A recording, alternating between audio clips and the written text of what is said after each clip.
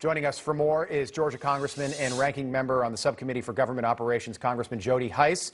Nice to see you again. Great to see you, Rob. Thanks. I enjoyed your tweet yesterday afternoon. You put this out: 2 days of questioning from the House and the Senate, 0 straightforward answers. I agree with you there. One Secretary of State who must resign. Why does Antony Blinken have to go now?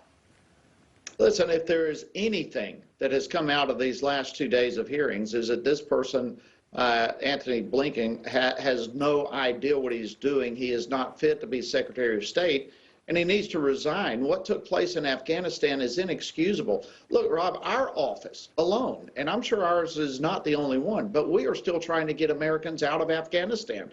In fact, fortunately, we had one family arrive yesterday in Virginia still, but we still have others in Afghanistan. This has been a catastrophic disaster. We are leaving Americans behind in terrorist-run Afghanistan.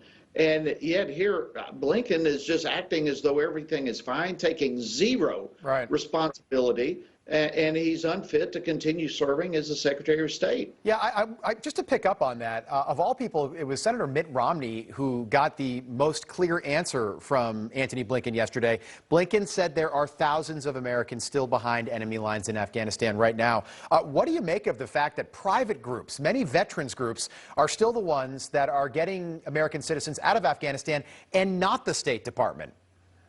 Listen, the State Department was the problem that we ran into over and over and over and over. Had it not been for private groups over there trying to help us get Americans out, there would be thousands and thousands of more Americans who are still over there.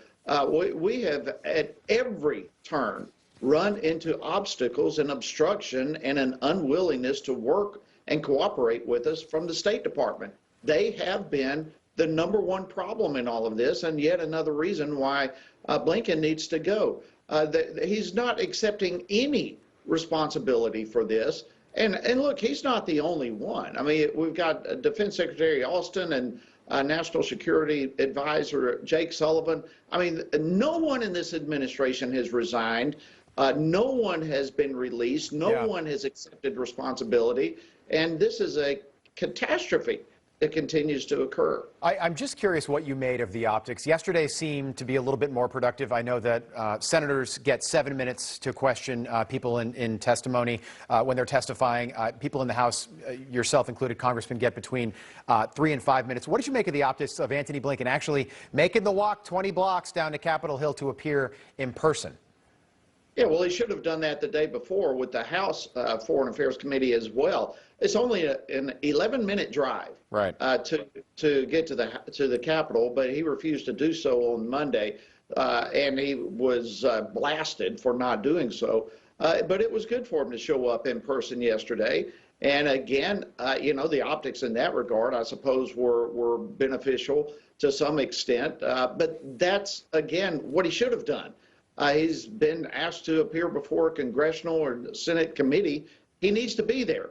And trying to show up virtually by Zoom is not the way to do this type of thing, which is exactly what he did on Monday. Yeah, Senator Josh Hawley, by the way, who represents Missouri, he said yesterday that he's not going to confirm anybody that the Biden administration puts forward until Antony Blinken resigns, Mark Milley resigns, even Lloyd Austin. He called him out, and I thought that was, you know, who knows if it's grandstanding. He may be a candidate in 2024, but this is a very, very serious issue, and I don't think a lot of people were satisfied with what the Secretary of State had to say over the last couple days.